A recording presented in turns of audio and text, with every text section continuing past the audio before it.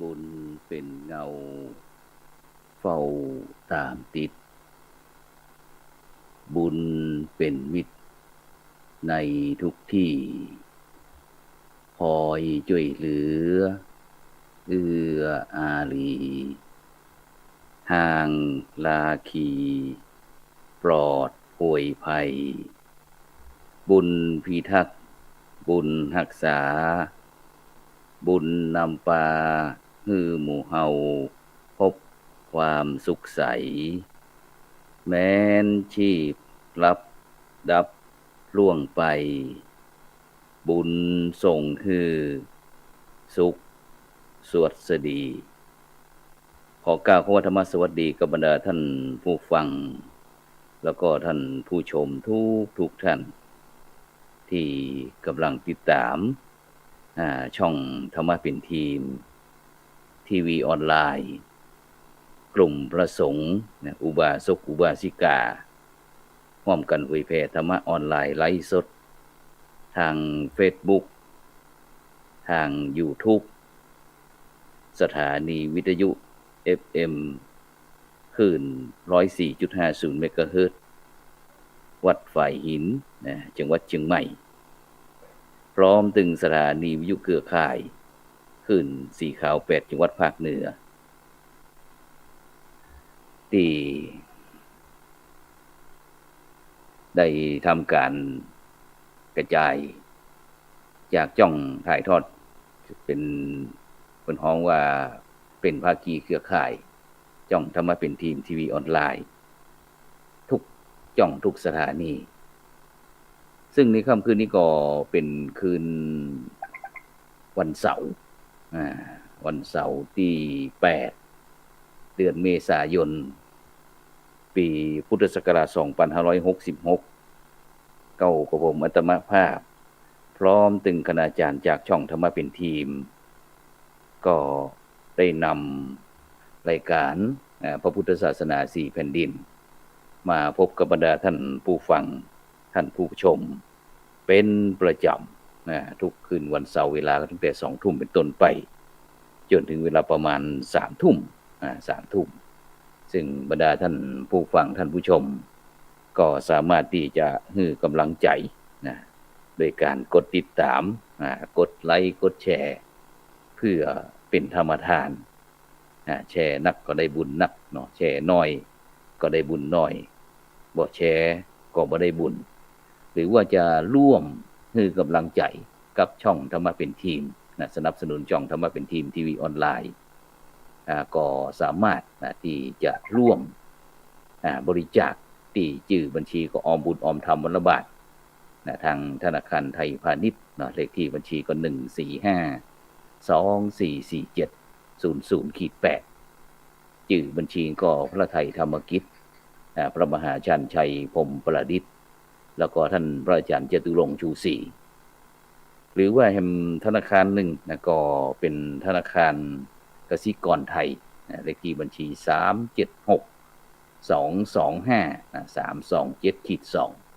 ชื่อบัญชีก็พระมหาดวงทิพย์ปริยัตถารีตามกำลังเจตนาของบรรดาท่านผู้ฟังท่านผู้ชมก็แล้วกันเพราะว่าในช่วงนี้หลายท่านหลายคนบอกว่ารายการของเฮานี่มีทุกวันก็มีทุกวันก็ซึ่งก็ในช่วงนี้ก็อาจจะ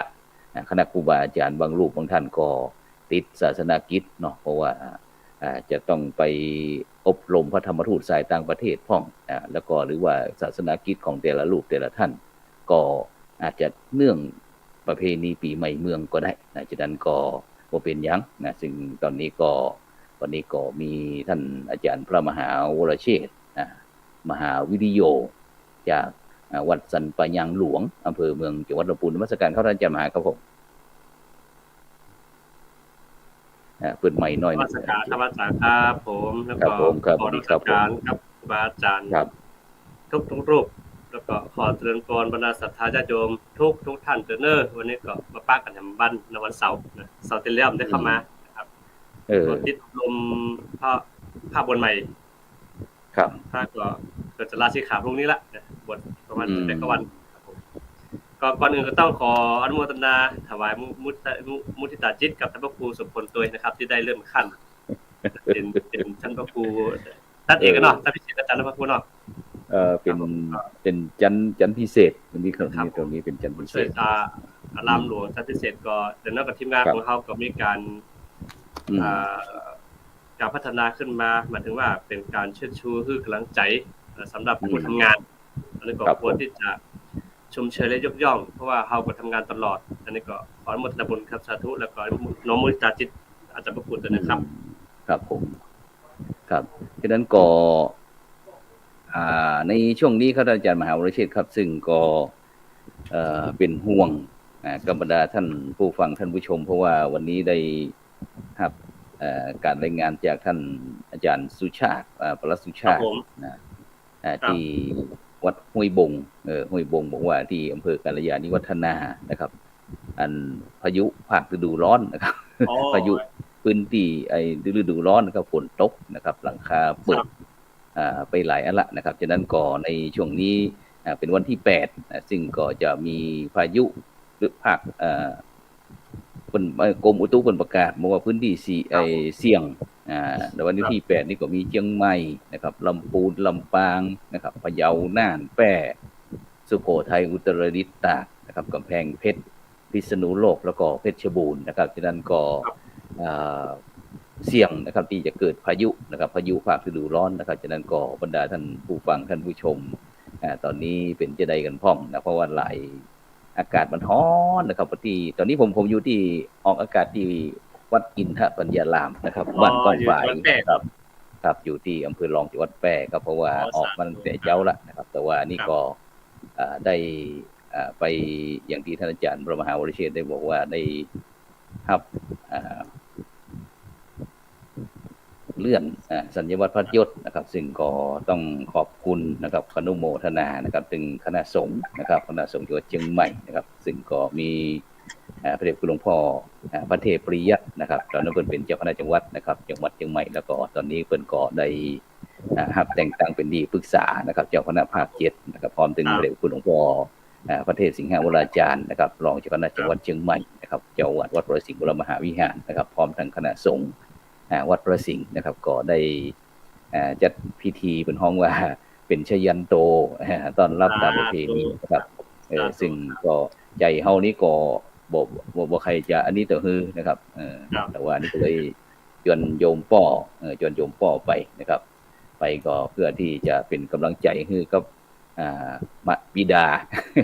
โยมป้อตอนนี้ก็85 86นะครับฉะนั้นก็เป็นกำลังใจให้คนนะครับโดยแต่ว่านี่ก็มีคณะพระสงฆ์สามเณรนะครับจากวัดพระสิงห์วรมหาวิหารแล้วก็มีท่านพระครูศรีสิงหกิจวิเทศนะครับนี่ก็เป็นน้องเลิฟนะครับเจ้าอาวาสวัดพระสิงห์UK นะครับประเทศอังกฤษแล้วก็ท่านพระครูปรัตลานะครับอมรเมโทนะครับผู้ช่วยเจ้าอาวาสวัดพระสิงห์วรมหาวิหารเปิ้นก็เป็นแม่งานนะครับเป็นธุระเป็นภาระนะครับนอกนั้นก็มีท่านอาจารย์พระครูปฐมกิจโกศลนะครับผู้ช่วยเจ้าอาวาสเช่นเดียวกันแต่ว่าวันนี้เพิ่นก็บอกว่าเดี๋ยวผมพร้อมถึงอันศรัทธาจะเอาอาหารไปตั้งโรงทานที่วัดพระธาตุสีจอมทองเด้อนะครับนอกนั้นก็มีตั้งคณะศรัทธาญาติโยมหลายท่านนะครับฉะนั้นก็ขออนุโมทนาผ่านต้องช่องทางที่เฮาได้ใจนี่ก็แล้วกันเนาะฉะนั้นก็บุญในกุศลใดที่ท่านทั้งหลายนะครับปรารถนาสิ่งหนึ่งประการใดนะครับอันเป็นไปได้ชอบประกอบด้วยธรรมะบ่ผิดศีลบ่ผิดธรรมนะครับบ่ผิดจารีตประเพณีก็ขอให้สิ่งเหล่านั้นพันสำเร็จก็แล้วกันนะพระครูโสพลมีความสุขที่ได้ขอให้ทุกท่านได้มีความสุขยิ่งขึ้นไปนะครับท่านอาจารย์มหานะครับเนาะแล้วเป็นจะได้ฟ้องลำพูนวันนี้บรรยากาศก็อากาศอย่างว่าก็ร้อนเหมือนกันเนาะร้อนก็พอดีจัดพระวิปัสสนาตั้งแต่วันที่1วันที่7นะครับก็มีญาติโยมมาเข้านักขึ้นเรื่อยๆครับครับผมไปจบไปแต่ว่านี่จบพอดไปแต่ว่าแต่ละคนก็ได้ตามที่ตัวเองปฏิบัตินะครับคือถ้าเอาวิปัสสนากรรมฐานถ้าเอาปฏิบัติต่อเนื่องก็มันจะทำให้เราได้ผลจากการปฏิบัติน้อยถ้าเราปฏิบัติต่อเนื่องและพิจารณาอยู่คนเดียวกับคนเดียวอารมณ์คนเดียวนี่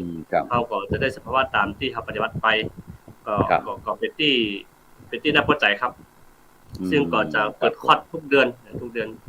แล้วก็มีพระบนใหม่ตัวก็ต้องดูแลเขานะอย่างน้อยครับบนมาสักวัน2วัน3วันก็ต้องเอาเต็มที่อะครับยิ่งน้อยก็ยิ่งเต็มที่ยิ่งมากก็เอาค่อยไปค่อยๆตกไปแต่พอเขาปวดถึงแม้ว่าอากาศจะร้อนสักหน่อยก็บ่เป็นอย่างนี้เนาะครับมันก็อยู่อารมณ์กรรมฐานนะพระอาจารย์พระคุณนะครับเนาะพระกรรมฐานนี่จะร้อนจะนานแล้วก็ต้องอยู่ได้ละเขาจะไปเลิกที่รักมาที่ชังนี่ก็ได้ละเพราะฉะนั้นก็ร้อนก็อยู่หนาวก็อยู่มีก็อยู่บ่มีก็อยู่อย่างเงี้ยอดอัพกรรมฐานต้องฝึกซึ่งว่าอันความจริงแล้วอากาศร้อนนักก็เป็นอากาศภายนอกเนาะแต่ถ้าเฮาเป็นนักปฏิบัติก็คือว่าเรื่องมันถึงเรื่องอากาศร้อนก็คือร้อนไปนอกร้อนเหมือนกันทุกปีอ่ะตามฤดูกาลก็เป็นธรรมดาภาคฤดูร้อนเนาะบ่ไปโทษทิศบ่ไปโทษเจ้าบ้านที่ว่าเผาขยะมูลฝอยอย่างต่างๆนะซึ่งโดยเฉพาะที่เชียงใหม่ของเฮาท่านอาจารย์โอ้โหครับอันมันเกินมาตรฐานน่ะครับแต่ว่านี่400กว่าหลวงพ่อพระครูวิธานมรกิจเอาที่วัดไอ้PM 2.5 นั่นน่ะวัดเข้า400ฝ่ายก็เลยว่าเนี่ยจะได้ดีฉะนั้นก็บรรดาท่านผู้ฟังท่านผู้ชมก็คือเรื่องการอยู่ในห่มเนาะท่านอาจารย์เนาะอยู่ในห่มแล้วก็ดื่มน้ำเยอะๆหน่อยก็จะทำให้อาการที่มันน่าห่วงนะก็ดีขึ้นแล้วก็โดยเฉพาะสถานการณ์ก็บ่แน่คืนนี้ก็อาจฝนจะตกเนาะฝนจะตกเฮาคาดหวังฉะนั้นก็คงจะทำให้บรรยากาศดีขึ้นดีขึ้นนะครับฉะนั้นโดยเฉพาะในช่วงที่เฮาท่านทั้งหลายเนาะได้ได้จากันว่ามันเข้าสู่โหมดเทศกาลมหาสงกรานต์ปีใหม่เมืองนะครับซึ่งแต่ว่านี่ก็ได้มาอู้กับอันท่านรองที่การบดีมจร.วิเขตพะเยาแล้วก็ท่านอาจารย์ผู้ช่วยศาสตราจารย์ดร.สุพจน์แก้วไพฑูรย์จากมจร.วิเขต8แต่ว่านี่ก็ได้อู้กันเรื่องว่าได้อู้ถึงเรื่องสงกรานต์เที่ยวสงกรานต์อย่างไรให้ใจเป็นสุขฉะนั้นก็เลยวันนี้ก็เลยว่านึกถึงอันคณะศรัทธาญาติโยมก็อยากจะเน้นย้ำตรงนี้เพราะว่า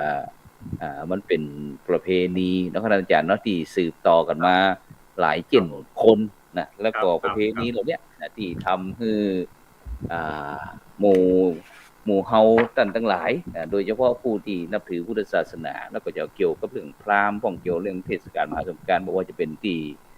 ประเทศไทยประเทศพม่าประเทศจีนประเทศลาวเขมรเวียดนามอย่างต่างๆนี่ท่านอาจารย์เนาะซึ่งก็จะมีเทศกาลสงกรานต์ซึ่งคนจริงวันนี้ก็ก็ท่านอาจารย์มหาวิทยาลัยเหมือนกันนะเพิ่นก็กลับจากอันนครหลวงพระบางมาหรือว่าเชียงทองมาเหมือนกันแต่ยังหายจ่อยอยู่ในบ่หันโพเดี๋ยวท่านอาจารย์มหาวิทยาลัยนะครับฉะนั้นท่านอาจารย์ครับถ้าถึงเรื่องปีใหม่เนี่ยอันก็พอดีท่านอาจารย์นั้นอันนี้ก็อย่างที่เมืองยองของเฮาเนี่ยมันเมืองยองเจียงตุงนี่ช่างฉานเฮานี่ก็เปลี่ยนครับจากครับมันก็จะเปลี่ยนที่เป็นห้อยไปเนื่องจากว่าถ้าที่จริงมันก็จะตรงกันนะครับจะตรงกันแต่ว่าวันพยาวันนี่จะจ้ากว่าวันเฮา2วันกันเนาะตามคือบ้านเฮานี่จะถือสากลเป็นหลักคือวันที่15เนาะ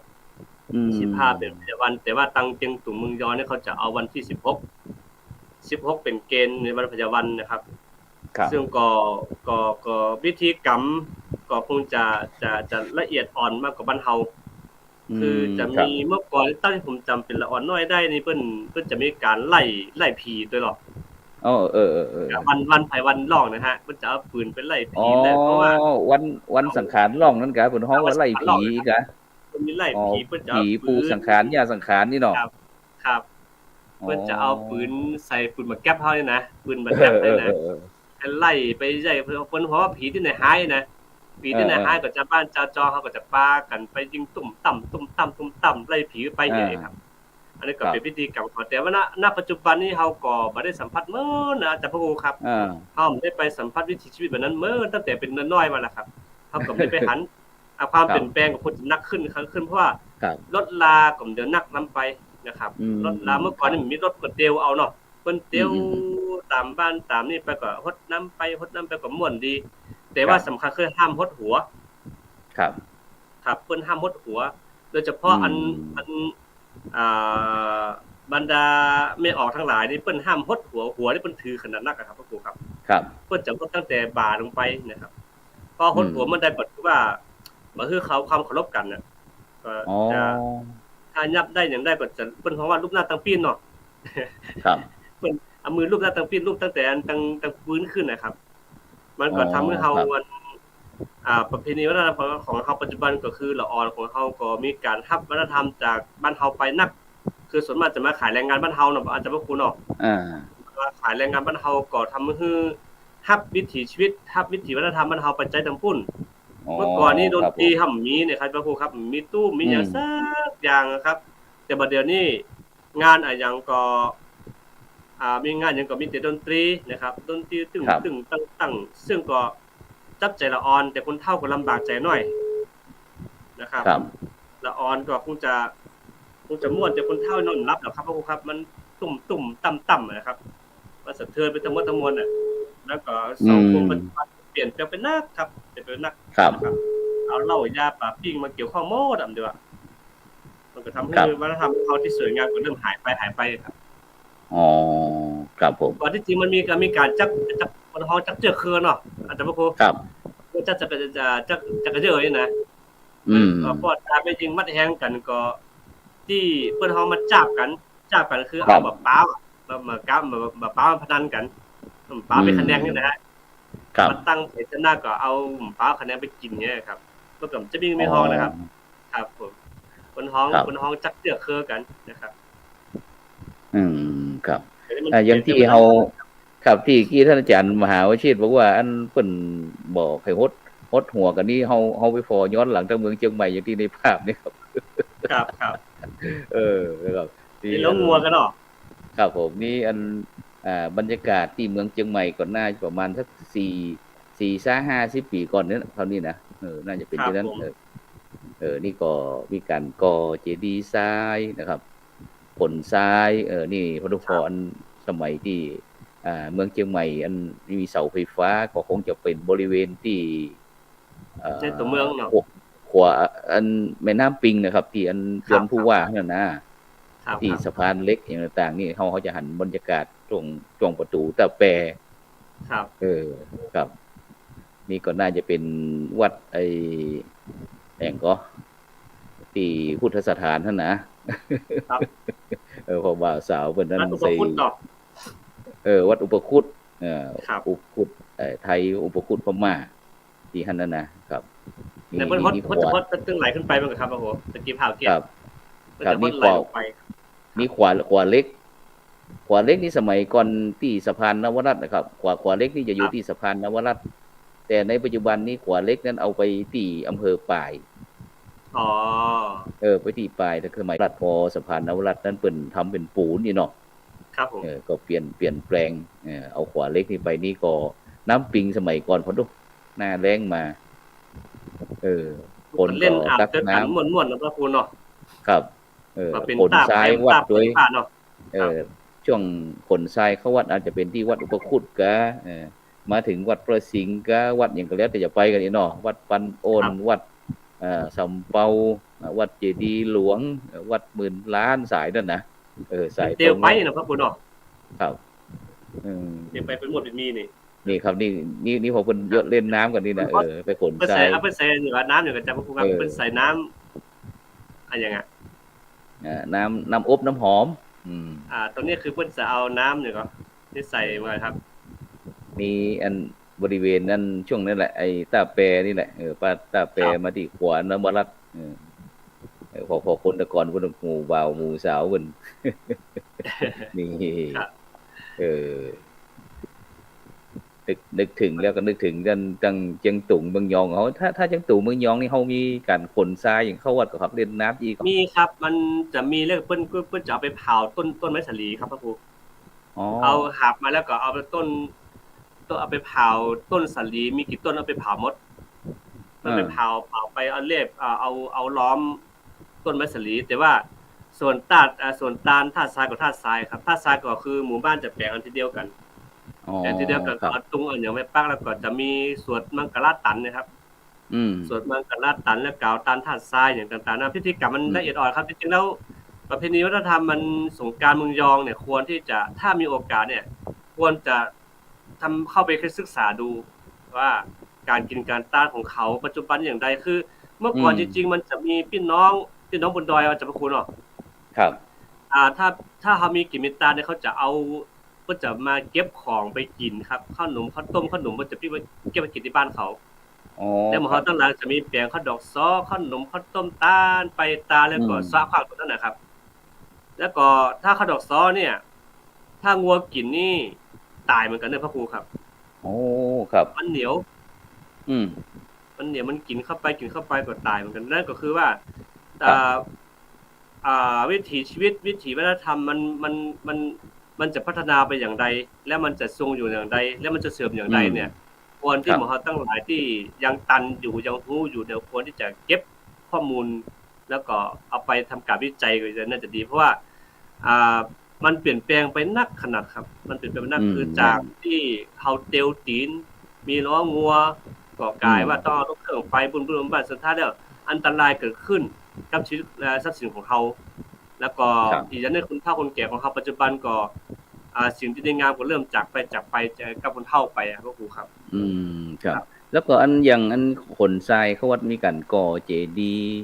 ทรายแล้วก็อันตุง12ราศีตุงใส่ไก่อย่างต่างๆนี่มีก่ออันนี้ส่วนมากจะได้รับอิทธิพลจากบ้านเฮาครับพระครูเมื่อก่อนนี่เพิ่นจะมีแค่กระบอกทรายมีหน่วยองค์ไม้อ้อนะครับไม้อ้อวางสุดๆไปนะครับแล้วก็ตาลจะได้ทรายก็เอาวางไว้เป็นที่เป็นคือตั้งหมู่บ้านแปลงที่เดียวครับแปลงที่เดียวแต่ว่าทรายที่เอามาเนี่ยคือไปหามาก็เอาเผาตามต้นไม้สลีซึ่งมีความเชื่อว่าใครที่เผาคนสุดท้ายน่ะจะเป็นคนใหญ่คนโตหรอกแต่ถ้าใครอยากจะมีบารมีก็ต้องไปหาคนสุดท้ายครับคือก็จะมีการอันเล่นกันม่วนเดี๋ยวถ้าคนทรายนะแต่ถ้าตาลแล้วก็คือตาลคือเขาจะแบบไปกินเหล้ากินอย่างละคือเมืองยอนี่เพิ่นว่าถ้ามันกินก็คือกินเต็มที่เมาเต็มที่แต่พอวันตาลมาก็คือหยุดนะหยุดทำบุญทำทานที่วัดเลยบอกว่าละอ่อนน้อยบอกว่าปัจจัยวัยรุ่นคนเฒ่าคนแก่ก็ไปวัดกันซึ่งวิหารกว้างๆขนาดนั้นบางที่บางยังบ่มีที่นั่งพระครูครับ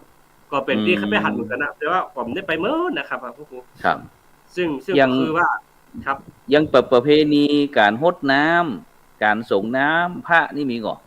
มีครับคือเพิ่นจะอาบพระเจ้าก่อนครับพระเจ้าเฮานี่ต้องอาบก่อนแล้วก็ศรัทธาจะบ้านพระเจ้านี้หมายถึงพระพุทธรูปนะครับเขาจะอาบน้ำพระเจ้าก่อนอาบน้ำพระเจ้าแล้วปุ๊บก็พระเนรในบ้านก็จะอาบตามคือเพิ่นจะกายลังลิน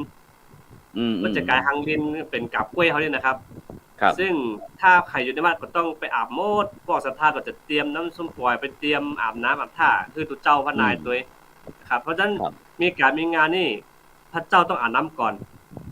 อาบน้ำก่อนพระเจ้าพระนายของเฮานะครับแล้วศรัทธาก็ถึงจะอาบตามไปอันนี้ก็จะมีอยู่ครับมีอยู่ครับซึ่งที่แม้แต่ปันยื่นเองก็เขายังส่งคลิปให้ผมอยู่นะครับพระเจ้าปีใหม่สงกรานต์เนี่ยครับก็ปีนี้ก็สิได้เข้าไปช่วงสงกรานต์เพราะว่ามันติดเรื่องอบรมวิปัสสนากรรมฐานผ้าใหม่แล้วก็กำลังปิดอบรมบาลีเป็นตะกี้นี่บ่ได้ครับคือมีนักเรียนสอบสองท่านโยมเขาสอบผ่านไวยากรณ์แต่วิชาแปลก่อนในรับผิดชอบแล้วก็ต้องรับผิดชอบให้ถึงที่สุดก็เลยรับผิดชอบกำลังจบไปตะกี้นะครับก็คือขอสอบผ่านครับแล้วก็อันการมีการทำบุญที่บังสกุลอัฐิหรือกระดูกนั่นก็มีก่อนเมืองยอไม่ค่อยมีครับเมืองยอนี่จะต้านหาผีตายยามตอนที่ต้าน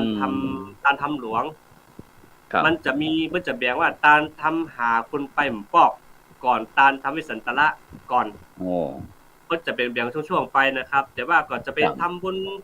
ตามปกติคือวัน15ค่ำก็ไปแบ่งข้าวต้มข้าวนึ่งเข้าไปตามปกติของเขาครับคล้ายๆต้านหาญาติพี่น้องแต่ว่าการจักผ้าบางสุกุลนี้บ่ค่อยล่ำจะมีนอกจากว่าคนที่ตายตอนนะครับครับผมมีครับเขาก็จะมีเพราะว่าความนิยมเหล่านี้เขายัง เขายังบ่ได้รับอิทธิพลจากบ้านเฮาเท่าใดอืมยังบ่มีครับอ๋อครับ แล้วก็อันอย่างถ้าตั้งล้านนาหรือว่าภาคเหนือของเฮานี่ก็เพิ่นจะมีอันประวัติเอ่อประวัติว่าการกำเนิดไอ้สงกรานต์กำเนิดมหาสงกรานต์นะไอ้ที่เกี่ยวกับว่าธรรมบาลกุมารนั่นน่ะมีก่อมีธรรมหมู่นี้ก่อมันทำเหล่านี้ส่วนมากเขาจะบ่ค่อยเต้นเท่าใดจะเต้นเรื่องเฉพาะจะสวดมังคลตันก็จะส่วนมากจะเต้นเรื่องอุณหสากาโลกามุทิแต่ประมาณนี้ครับแต่ว่าอันนี้สุดเรื่องราวอันสงกรานต์นี่เขาเท่าใดครับซึ่งเขาจะไปดูเรื่องภูมิโลกสร้างกัปอ่ะครับอาจจะบ่ฮู้ครับที่นางเจ็บคนไปตัดหัวป่อนี่บ่ครับครับไปตัดหัวป่อแล้วก็ทีนี้นั่นน่ะครับที่อันตัดหัวป้อมกันนี่ก็คือถ้าถ้าถ้าทางภาคเหนือเขาก็จะได้อู้ถึงเรื่องอันเศรษฐีเมื่อต้นพัทรกัปเนี่ยมีเศรษฐีคนนึงที่บอกว่ามีนั่งมีสีสุขแต่บ่มีลูกบ่าวนั่นน่ะครับแล้วก็ส่วนคนข้างๆบ้านท่านก็เป็นขี้เหล้าอีกนะครับขี้เหล้าแล้วก็มักจะเพิ่นก็บอกว่าเพิ่นถึงแม้เพิ่นจะยากจนเพิ่นก็มีความสุขนะมีลูกเต็มบ้านมีหลานเต็มเมืองนี่น่ะไอ้คอนักเลงสุรานี่นะครับผมแล้วก็แต่อันแตกต่างกับเศรษฐีน่ะอันมีทรัพย์สมบัตินักหนาฟ้าฟ้านแต่บ่มีลูกนะครับพอตายไปก็สมบัตินี่ก็จะอันตรธานหายไปก็คือว่าจะต้องเข้ากองกลางเอาแล้วเอาแล้วซ้ำแล้วซ้ำเล่าน่ะจนนั้นเศรษฐีต้องไปบนบานศาลกล่าวแล้วเนาะแล้วก็ได้ไอ้พระอินทร์ก็เลยฮือธรรมบาลเทวบุตรลงไปเกิดในท้องของเมียเศรษฐีนั่นน่ะครับว่าอันชื่อว่าอันธรรมบาลกุมารน่ะเนี่ยน่ะครับผมประมาณนี้แหละแล้วก็เพิ่นก็จะมีการแข่งขันหลังจากที่ธรรมบาลกุมารเกิดเป็นอันนี้เป็นหนุ่มน้อยแล้วก็เพิ่นก็มักจะมีความรู้เนาะก็คล้ายว่าเป็นพระโพธิสัตว์ของเฮาเหมือนกันเนาะบำเพ็ญเหมือนกันเนาะแล้วทีนี้ก็เก่งต่างๆกับพระอินทร์เพิ่นก็เลยเอาละอ่อนป้อปอีเนาะมันอย่ามาเก่งมาใจก็เลยหาวิธีว่าจะแข่งขันกันนั่นแหละคือการตอบปัญหากันว่าตอนเจ้าคนเฮาเนี่ยมันสีราศีมันอยู่ที่ไหนตอนเจ้าราศีอยู่ที่ไหนตอนแม่ตอนเตี้ยงเนี่ยราศีอยู่ที่ไหนแม่แรงราศีไหนแม่คืนอยู่ที่ไหนนั่นนะเสร็จแล้วก็อย่างที่ท่านอาจารย์ได้อู้นั่นเนาะว่าอันผลสุดท้ายแล้วก็อันถ้าไผตอบบ่ได้ก็จะตัดหัวเหมือนกันตัดหัวไปไปอันผู้จ้าอีน่ะอู้ง่ายๆนะผู้จ้าความรู้ตัดหัวตัดเสียดที่ว่านั่นเนาะซึ่งก็อันธรรมบาลกุมารก็ชนะอีน่ะอู้ง่ายๆนะตรงกันข้ามก็อันก็ที่ผู้อย่างว่าอันที่กู้แข่งของเพิ่นนั้นก็อันการก็จำเป็นที่ต้องตามสัญญานะว่าอันตัดหัวผู้จ้าองค์ความรู้ธรรมบาลกุมารเพิ่นฮ้องว่าเท้ากบิลพรหมอีนั่นน่ะเพราะว่าหัวอันเท้ากบิลพรหมนี่ถ้าตัดแล้วเอาขึ้นข้างบนนี่ก็อากาศจะแห้งแล้งเลยลงน้ำก็น้ำจะแห้งอีนะครับผมพออยู่อันพื้นโลกมนุษย์ก็จะเป็นพื้นเป็นไฟนั่นเลยแต่เอาไว้ในถ้ำปุจจาในถ้ำเพิ่นก็จะมีลูกสาว7คนว่าถ้าสงกรานต์มันตรงไหนก็จะต้องเอานางนั้นนางนี้ต่างๆนั่นน่ะที่ประจำปีนั่นนางสงกรานต์นี่น่ะเรื่องประมาณนี้น่ะที่อันจึงเมืองยองเฮาบ่มีแหละเฮาก็จะถือตามเขาเพราะว่ามากับสร้างโลกนะอาจจะบอกว่ามีปูสังกะสีปูสังกะไสยาสังกะสีนะฮะที่2คนผัวเมียนี่เพิ่นก็บอกว่าแรกๆก็มาสร้างโลกของเฮาครับมากินม้วนดินม้วนหยังสุดท้ายก็ติดรสดินรสชาติของดินก็มาสร้างมาปั้นหุ่นคนอีกปั้นหุ่นปวดใจไม่จริงมาเป็นคู่กันอีกครับปั้นมาสุดท้ายก็ครับแล้วก็ยังบ่มีไข่สืบเนื้อเจื้อไข่นะครับคุณเนาะสืบเนื้อเจื้อไข่ก็ทำให้ต่อมาก็มีลูกสาว7คนอีกซึ่งก็อย่างที่พระครูอู้ไปตะกี้เลยว่าคือถ้าหัวของป่อตกตั้งได้ก็จะเดือดร้อนหมดก็ทีนี้ลูกสาว7คนต้องเปลี่ยนเวียนกันนี่เปลี่ยนเวียนกันมาฮับแต่ละวันครบ7วันนี่นะฮะเนาะแล้วเขาก็คือเรื่องนี้คือมันเป็นความเชื่อของ แต่มันเป็นวรรณกรรมเรื่องนึงครับพระครูครับเป็นวรรณกรรมครับที่ผมที่คนเฮาสืบทอดกันมานะแล้วก็ที่จริงแล้วงานนี้ก็เป็นคติในความเชื่อของชนชาติไทยของเฮาเหมือนกันนะครับไทยของครับไทยของเฮาตั้งแต่12ปันนาตั้งแต่รัฐชาติขึ้นมานี่ก็อันเดียวกันนั้นก็คือประเพณีปีใหม่นี่มันทางเมืองยองก็จะถือก็คือว่าลาวเล็กเนี่ยของลาวเล็กก็คือน่าจะเป็นถ้าบ้านเฮาก็ผีขี้เมียงเนาะผีขี้เมียงแต่ตั้งว่าถ้าลาวเล็กอยู่คนใดเนี่ยเพิ่นห้ามจุดบั้งไฟไปทางนั้นเพิ่นห้ามหันหน้าไปทางนั้นเหมือนกันเพราะว่าลาวเล็กนี่มันเป็นสิ่งที่บ่ดีนะครับทางเมืองยองก็เจอเหมือนกันครับเพราะการแข่งขันบั้งไฟก็ดีจังก็ดีนี่ถ้าหันบั้งไฟไปหาทางลาวเล็กปุ๊บนี่มันแตกจรวดครับจะบ่ขึ้นอ๋อครับผมเขาจะมีความเชื่อใจครับแต่นั่นก็คือประเพณีวัฒนธรรมของเมืองยองของเฮาเจียงตุงก็ดีเนี่ยส่วนมากก็อย่างเจียงตุงนี่เพิ่นจะมีการแห่เนาะเพิ่นจะมีการแห่พญาสงกรานต์พญาวันต่างๆนะเพิ่นจะมีพิธีการที่น่าไปเที่ยวชมเที่ยวหาแต่อย่างเมืองยองของเฮานี่บางทีก็เป็นเมืองน้อยแล้วก็อาจจะมีอันยังไม่แห่แต่ก็ยังบ่ค่อยมีแต่ว่าช่วงหลังนี่ก็บ่แน่เหมือนกันเพราะว่าอาจจะอิทธิพลในการรับวัฒนธรรมเนี่ยมันมีนักขึ้นเนี่ยก็บ่แน่ว่าจะมีการเปลี่ยนแปลงได้ก่อนะครับคือผมว่าเสียดายเหมือนกันนะที่จริงแล้วควรจะไปช่วงสงกรานต์เหมือนกันนะครับช่วงสงกรานต์นี่คือเราจะได้หันว่าแต่ละวัดแต่ละวาได้ตามเหมือนกันก็บางที่บางวัดก็จะตานเจดีย์ทรายบางวัดอาจจะตานเข้าภาพเมืองแก้วปากปีวันปากเดือนนี่เพิ่นจะตานเข้าลูกเคาะนะครับพระครูครับตานเข้ามังลูกพ่องตานเข้าเก้าปุ้นพ่องเนี่ยคือปีใหม่สงกรานต์นี่เขาถ้าตามพูดนี่เพิ่นจะถือว่า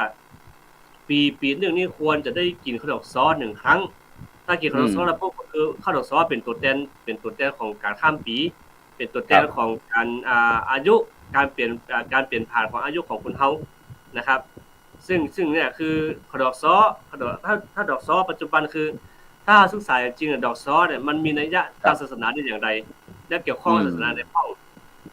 ส่วนมากเขาจะแกะมันก็เอาไม้ซ้อมาแกะพระเจ้าแบบพระครูครับเอาพระเจ้าไม้ซ้อมาแกะพระเจ้าเพื่อการบูชาแล้ว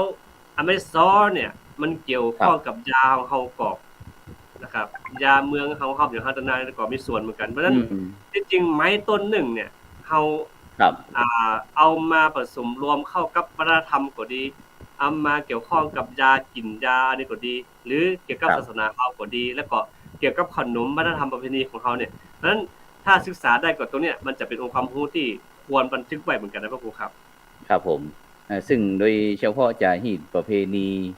อย่างต่างๆวัฒนธรรมอย่างต่างๆนะครับโดยเฉพาะอันที่เฮาหันในภาพด้วยกันเช่นเดียวกันนี่ก็เป็นพระพุทธรูปก็คือพระครูบ้านครูเมืองของเมืองเชียงใหม่ก็คือวัดพระสิงห์วรมหาวิหารนี่แหละที่พระพุทธสีหิงนี่ก็วันที่13เมษายนเพิ่นก็จะมีการที่ตะกี้นั้นเฮาได้อู้ถึงว่าการส่งน้ำพระเนาะพระพุทธรูปแต่ที่เมืองเชียงใหม่นี่เพิ่นก็จะ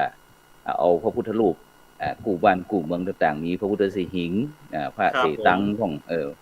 ต่างๆนี่เอาตั้งขบวนกับตั้งขบวนแห่คือคณะศรัทธาญาติโยมได้ส่งน้ำเข้ามินส้มปล่อยต่างๆนะครับสิ่งเฮาหันบรรยากาศแล้วก็โอ้นะครับอันก็ในโลกหนึ่งในโลกเช่นเดียวกันครับฉะนั้นก็อันผู้ที่จะเข้ามาท่องเที่ยวแต่ก่อนนี้ช่วงที่โควิดจะเกิดนี่นะครับที่เมืองเชียงใหม่ของเฮานี่โอ้คึกคืนนะครับคึกคืนขนาดแต่พอโควิด 3-4 ปีนี่หายไปหมดเลยนะครับนี่นะท่านอาจารย์มหาปีนี้น่าจะฟื้นแล้วครับพระครูครับครับก็แต่ปีนี้ไปน่าจะก็ปรารถนาจะอันเหมือนกันนะอยากจะฟื้นเพราะว่าอันคนของเฮาโดยเฉพาะถ้าเฮามีจารีตประเพณีวัฒนธรรมอย่างต่างๆที่โดยเฉพาะที่เกี่ยวกับพุทธศาสนาเนี่ยก็จะเป็นผลทำให้พี่น้องประชาชนของเฮาเนี่ยมันได้มีทางออกพ้องครับได้ผ่อนพ้องเพราะว่าในปัจจุบันนี้ถ้าเฮาฟังเฮาติดตามข่าวสารบ้านเมืองแล้วโอ้ยบัดวุ่นวายเป็นที่ดูพระครูเนาะเป็นที่ดูที่คนญาติโยมที่ทำธุรกิจการค้าก็มันก็ผลพลอยได้ก็น้อยลงนี่เนาะค่าใช้จ่ายก็นักขึ้นค่าน้ำค่าไฟค่าจิปาถะค่าโทรศัพท์ค่าเน็ตต่างๆนั้นมาหมดแต่ว่ารายได้พอกับรายจ่ายนี่ก็นักอกนักใจเหมือนกันก่อนหน้าหันจะบอกศรัทธาว่าอาจารย์พระคุณเนาะครับ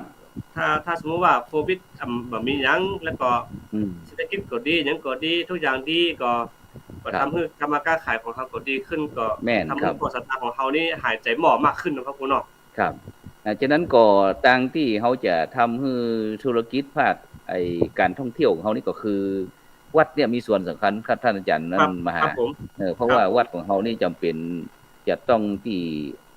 มาแสดงศักยภาพด้วยการช่วยเฉพาะในการที่จะทำให้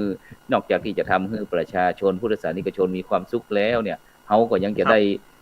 ทำงานอย่างเทศกาลมหาสงกรานต์นะท่านอาจารย์ครับโดยเฉพาะในวัดของเขานี่ก็คือเรื่องการที่เขาจะต้องมีหน้าที่ที่จะเตรียมพื้นที่ยกตัวอย่างที่วัดอินทปัญญารามในตอนนี้ก็เช่นเดียวกันผมก็คิดว่าปีนี้ผมจะทำเป็นลานวัฒนธรรมสาธุครับผมลานวัฒนธรรมก็คือการการขายอย่างของการแสดงการฟ้อนการลำของเด็กอ่อนในชุมชนนี่นะครับแล้วเขาก็จะสนับสนุนเรื่องทุนการศึกษาให้ละอ่อนนะครับแล้วก็ทำการส่งน้ำฮดน้ำขอพรผู้สูงอายุต่างๆในวัดเขานี่นะครับอาจจะมีการคนเฒ่าคนแก่ภูมิปัญญาต่างๆได้มาแสดงออกอย่างนี้ครับเพราะว่าเขาก็เป็นห่วงว่า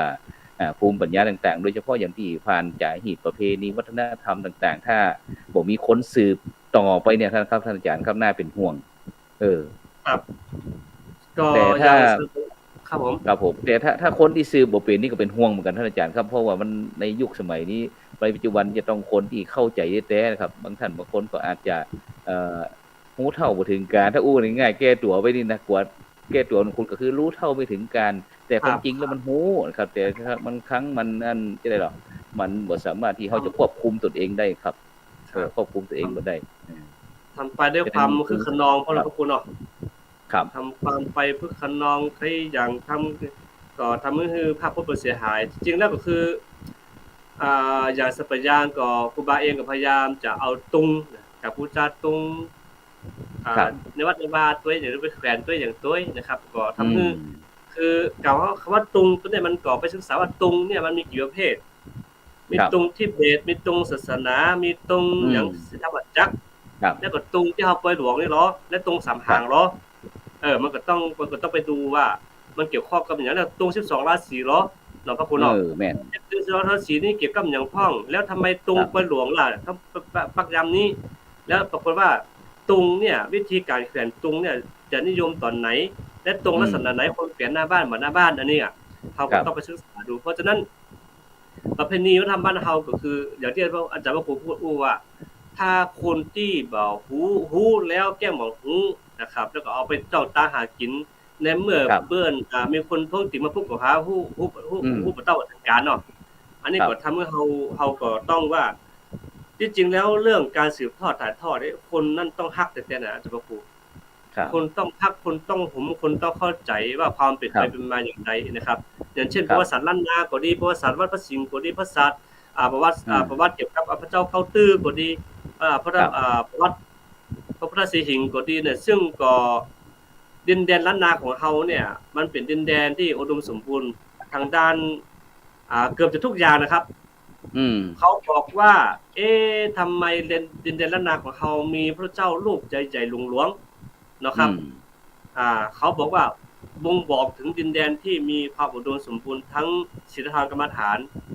บ่งบอกถึงความอุดมสมบูรณ์ทั้งข้าวพืชพันธุ์อาหารต่างๆนานาแล้วทำให้คนเฮาก็มีน้ำจิตน้ำใจนักตัวอย่างตัวเพราะนั้นพระเจ้าเลยใหญ่นะครับพระเจ้าเลยพระสิงห์ของเฮานี่อิ่มสมบูรณ์นะพระคุณเนาะพระสิงห์ของเฮานี่บอกเด้อมันถึงด้านสรีระร่างกายต่างๆนานาอ้วนท้วนสมบูรณ์ดูแล้วมีน้ำมีนวลเนี่ยอันนี้คือมีมาจากเพิ่นทำการวิจัยไว้ดังนั้นก็คือหมู่เฮาทั้งหลายในฐานะที่เป็นเจ้าของวัฒนธรรมเจ้าของท้องถิ่นของเฮาเนี่ยควรที่จะช่วยกันสานและสืบต่อถึงแม้ว่ารุ่นหลังอาจจะบ่เข้าใจบ้างบ่เข้าใจพ้องแต่ว่าการแสดงออกของเฮาเนี่ยมันถ้าเขาหาครั้งนึงเขาบ่จำไปตลอดชีวิตสามารถเก็บเอาเหตุการณ์เหล่านี้เป็นเล่าคือลูกหลานเขาฟังเนาะพระคุณเนาะวันใดที่เขามีครอบครัวมาเขามีลูกมีเต้ามาวันนั้นแม่ไปแอวหันเอานี่หันเปิ้นอีอันมันก็เป็นการบ่งบอกถึงความทรงจำที่ดีงามต่อไปข้างหน้าดังนั้นก็ถึงเหตุการณ์ฤดูกาลหรือว่าเดือนจีปีใหม่ของเฮาก็ ควรที่จะอันใดดีอันใดงามบ่ควรที่จะนำมาแสดงแล้วก็นำมาเปิดเผยคือหมู่จุ่มทั้งหลายของเฮาเนี่ยช่วยกันได้หันตัวนะครับเนาะครับซึ่งอย่างที่วัดพระสิงห์วรมหาวิหารก็เช่นเดียวกันครับปีนี้หลวงพ่อเจ้าคุณพระเทพสิงหวราจารย์นะครับหลวงพ่อเจ้าอาวาสวัดพระสิงห์นี่เพิ่นก็เป็นนักอนุรักษ์แห่งท่านหนึ่งนะครับที่เพิ่นก็จะมีการแข่งขันถึงกองปูเจกองปูจากองสะบัดใจอย่างแล้วก็อย่างแบบฟ้อนเล็บนี่ครับนี่ฟ้อนเล็บอย่างที่ซึ่งถือว่าเป็นเสน่ห์อย่างยิ่งนะครับของเวียงพิงของเฮานะครับถึงเวียงพิงของเฮาเพราะว่าถึงแม้เฮาจะบ่แม่นบ่ใจคนเชียงใหม่อย่างดั้งเดิมนะครับแต่เฮาก็ยังมีส่วนในส่วนที่จะซึมซับสิ่งเหล่านี้เหมือนว่าชาตินี้เฮาบ่ใช่คนเชียงใหม่จะชาติก่อนเฮาอาจจะเป็นคนเชียงใหม่ก็ได้ก็เลยรู้สึกว่าถ้าเฮาหันจากการแสดงจากฮีตประเพณีศิลปะวัฒนธรรมต่างๆโดยเฉพาะที่มากับพระพุทธศาสนาเฮานี่ครับเฮาจะบ่งบอกถึงว่ามันการที่เฮาแสดงออกนี่มันจะอ่อนช้อยนะครับละเอียดอ่อนนะครับซึ่งเฮาจะสังเกตจังฟ้อนต่างๆนะครับแต่ละท่านละคนนี่เวลาฟ้อนนี่เพิ่นมีความสุขนะครับท่านอาจารย์ครับเฮาสังเกตเด็กอ่อนบรรดาเยาวชนต่างๆนะครับมีความสุขเดี๋ยวนี้มันเคยหันแล้วเคยครับฟันเรียบเดี๋ยวนี้ละปูนละอ่อนเคยหันแล้วหันแต่รุ่นที่ท่านที่มีจิตนาที่จะอนุรักษ์รักษาไว้ก็รวมกลุ่มกันฟ้อนเอาปัจจุบันนะครับเนี่ยปาเวณีปีใหม่เมืองสุขกายสุขใจเนี่ยครับครับผมเฮาหันนี่ก็คือนี่ก็จะเป็นขวางที่บริเวณขวางประตูตาแปนะครับก็เลยเอามาเป็นน้ำจิ้มก็บรรดาท่านผู้ฟังท่านผู้ชมที่กำลังติดตามรายการเฮาบอกว่าจะเป็นตั้งคลื่น 104.50 เมกะเฮิรตซ์วัดไฟหินจังหวัดเชียงใหม่ซึ่งสถานีวิทยุเครือข่ายคลื่นสีขาว8จังหวัดภาคเหนือถึง8น่านลำพูนลำปางเชียงใหม่พะเยาแม่ฮ่องสอนก็ตามที่ติดตามนั่นนะเนี่ยจะได้ดีเฮามาช่วยกันว่าเนี่ยจะได้ที่เฮาจะสามารถที่จะทำให้วิกฤตให้เป็นโอกาสง่ายๆนะจากที่หมู่เฮาเจอโควิดไป4ปีสะบักสะบอมเหมือนกันหมดมันตึงบ่เหมือนกันหมดครับแม้แต่บรรดาท่านผู้ฟังท่านผู้ชมก็อาจท่านอาจารย์นั้นเจ้าท้อแท้เพราะบ่ใช่เฉพาะหมู่ศรัทธาญาติโยมเท่านั้นแม้แต่พระคุณเจ้าหรือว่าตุเจ้าเนี่ยก็โดนรับผลกระทบเหมือนกันผลกระทบเรื่องด้านขาดศาสนญาติเข้ามานะพระคุณเนาะครับทุกอย่างเลยครับท่านอาจารย์ครับไปนี่เน้นน้อยของเฮาก็มีบวชจำนวนพระสงฆ์นี่เฮาก็ลดลงทุกอย่างการพระเจ้าก็ลดลงนะครับแล้วก็โอกาสของเฮาคือทำให้เฮามีช่องทำเป็นทีมโอกาสนี้คือโอกาสดีที่ทำให้หมู่เฮาทั้งหลายมีช่องทางในการทำงานและก็เผยแผ่ธรรมะมากขึ้นนะครับตรงนี้แหละครับดีครับ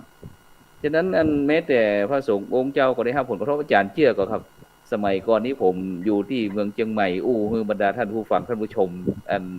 ได้รับฟังด้วยเดี๋ยวก็จะหาว่ามีแต่ผมกระทบแต่โยมนั้นสมัยก่อนนี้ถ้าผมนี้ในซื้อนี้สตางค์เหรียญบาทเหรียญ5เหรียญ10ที่ผมบ่ใจเลยครับท่านอาจารย์ครับผมเวลาตังค์ทอนผมก็จะเก็บใส่บาทน้อยๆหรือว่าเป็นภาชนะสักสิ่งสักอย่างเอาไว้จังนั้นน่ะบางครั้งก็ไปคือคนเฒ่าคนแก่ไปวัดไปวาผมแต่ถ้าเจอโควิดมาท่านอาจารย์นะ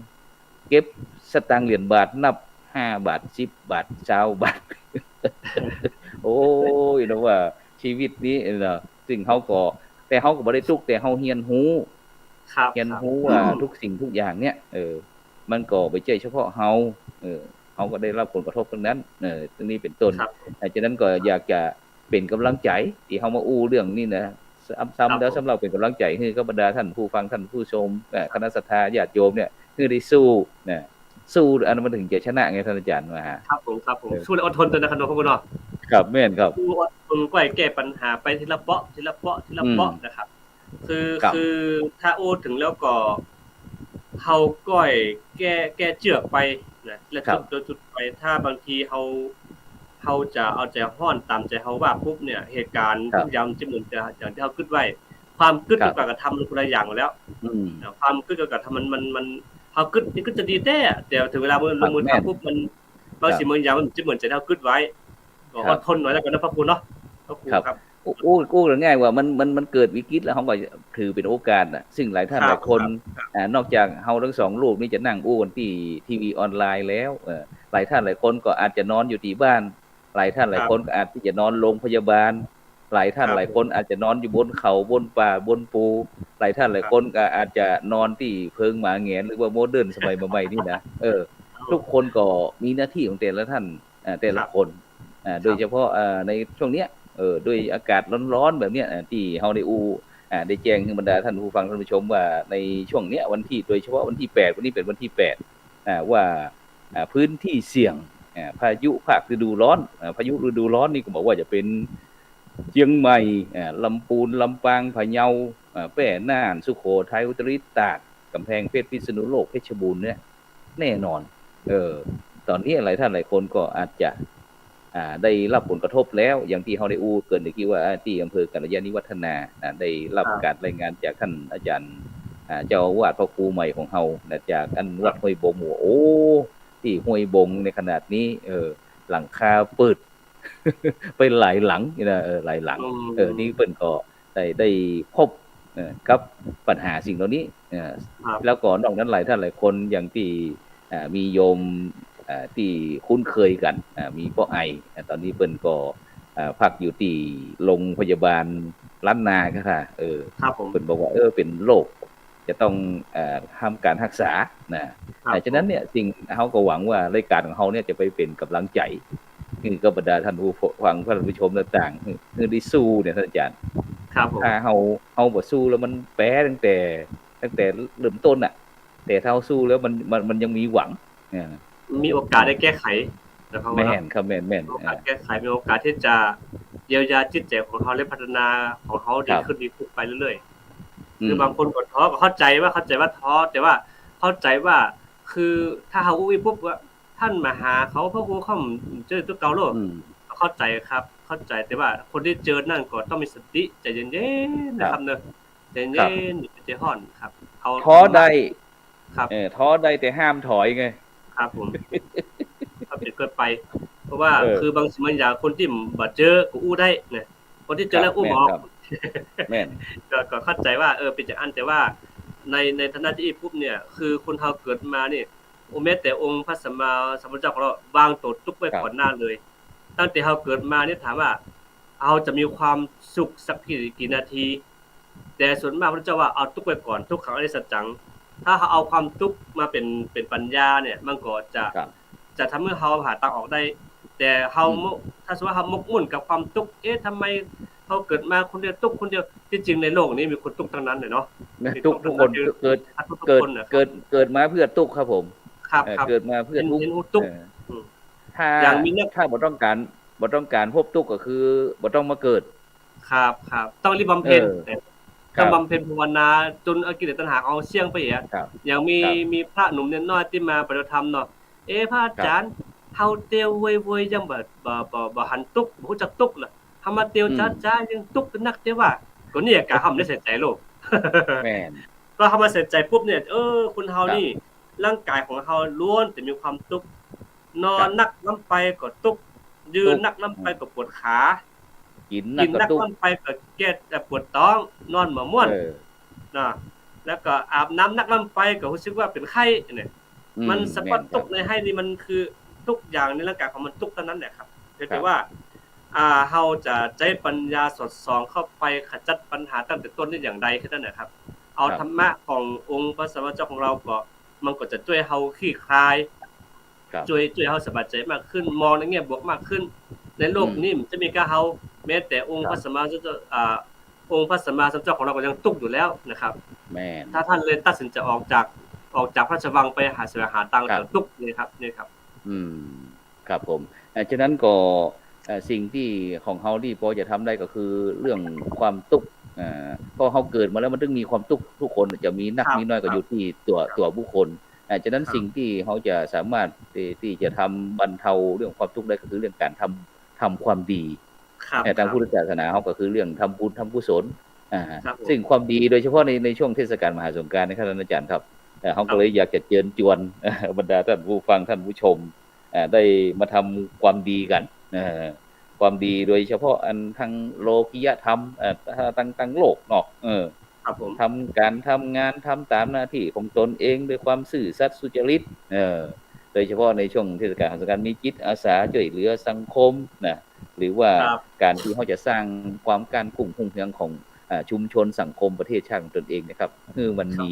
คุณค่านักยิ่งขึ้นนี่ก็คือว่าสุดยอดเลยครับที่ว่าความดีที่ว่าเนี่ยความดีไม่มีขายถ้าอยากได้ต้องทำเองเนี่ยครับครับผม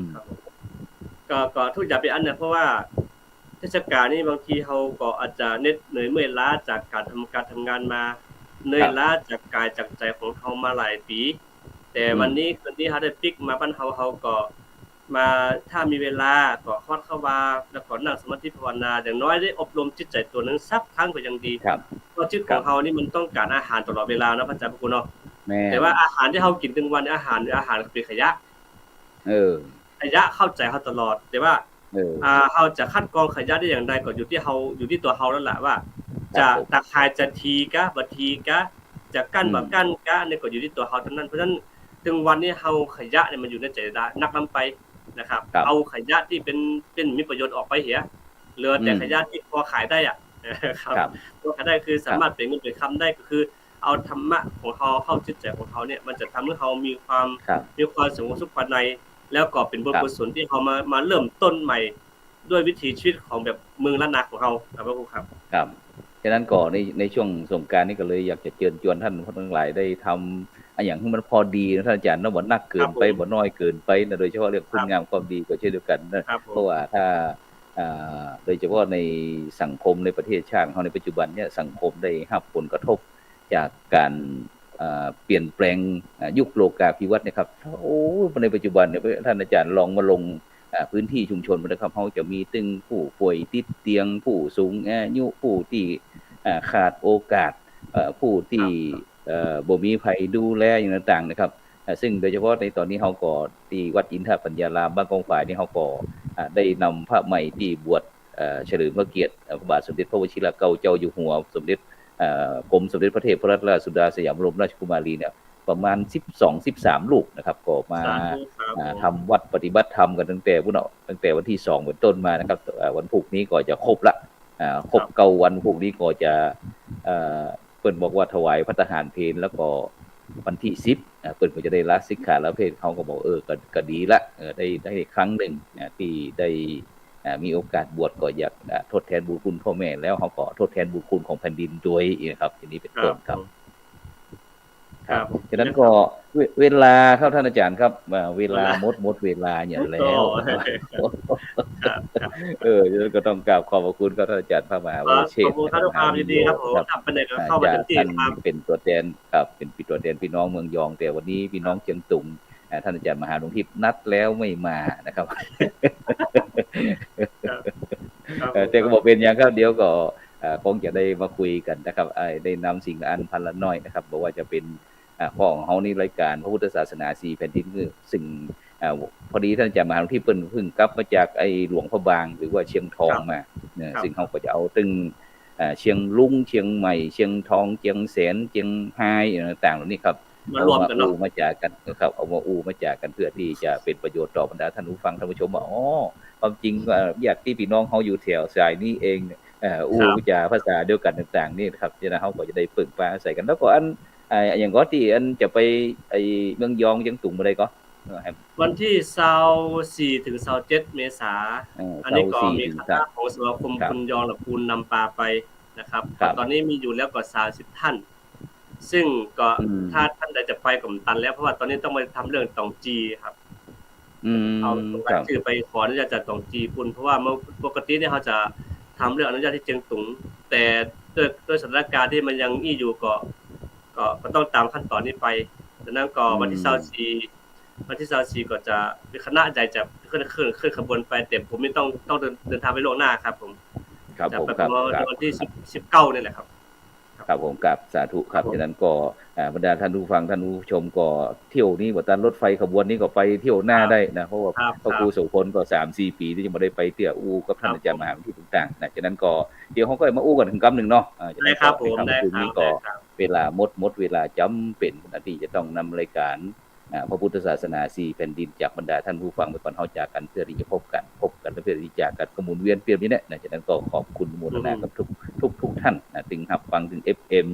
สถานีอยู่ 104.50 เมกะเฮิรตซ์หรือว่าทั้ง YouTube ทั้ง Facebook แล้วก็ทั้งทีวีออนไลน์ของเฮาก็